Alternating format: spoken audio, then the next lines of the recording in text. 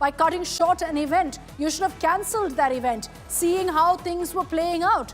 You should have gotten intel reports that suggested that things would go out of hand. And so you've done no one a favor with the optics of cutting short a felicitation ceremony that shouldn't have happened in the first place. Sagai Raj is live with us for more on that. Sagai, it reeks of insensitivity. I can't believe that as we speak right now about this stampede, there's an event that continues with blaring music celebrating RCB players at the Chinnaswamy Stadium.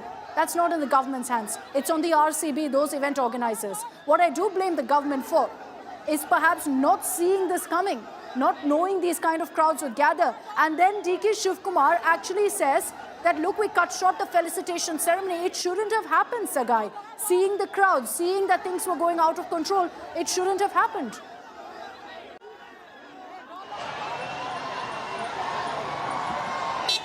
Absolutely, there could have been a better management of the crowd.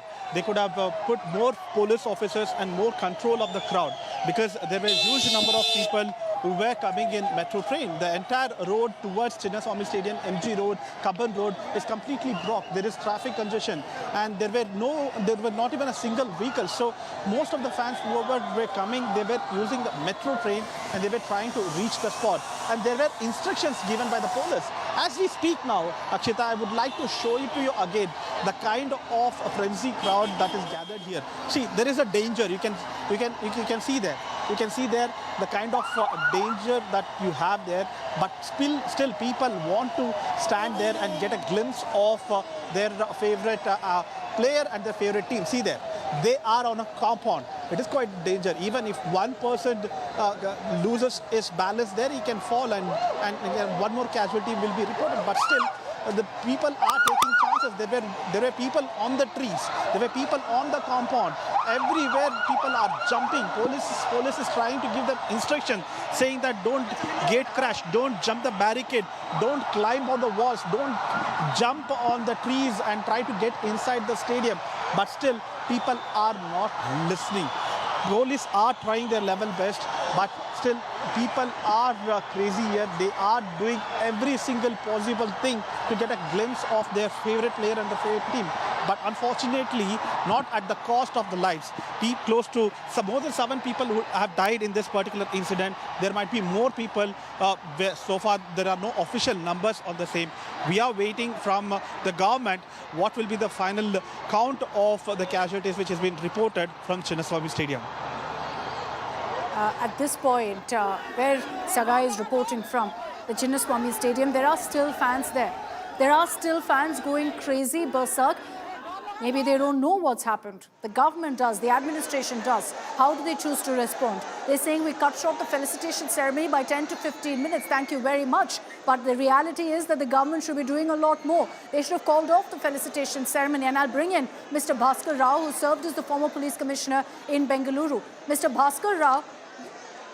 All right, my apologies. We've lost the connection with Mr. Bhaskar Rao. I'll bring in Nagarjun Dwarkanath, my colleague who's been getting us the latest reactions from the government. Nagarjun, the reality is, and the reason so many questions are being asked of the government, is that they should have had some intel that lakhs of people would gather. Anyone who'd seen the images last night of the celebration would have known that today, if the RCB team comes to the streets of Bengaluru, there would be lakhs of people who gather. And if there was no intel input on that, that's still 100% a failure of the state government.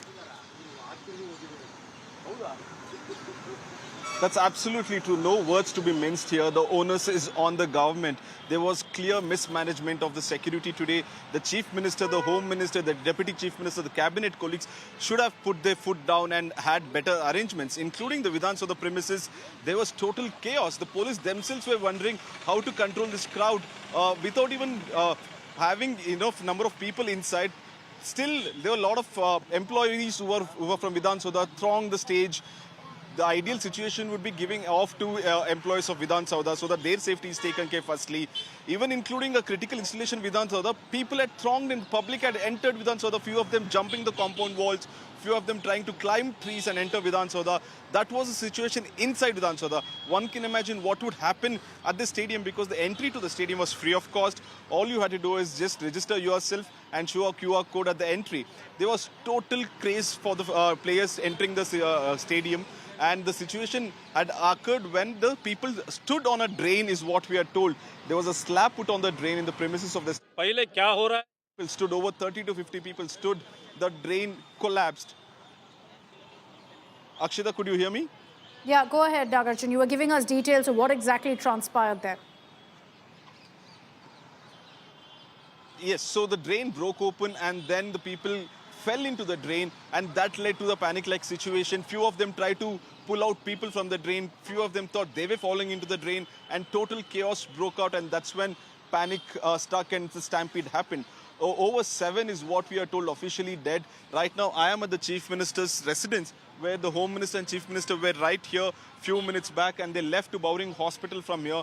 Already the BJP delegation has reached the Bowring Hospital. We heard Vijayendra blame the Congress government, and no words to be minced here. The onus has to be taken by the government as to how did this happen, how did the mismanagement happen.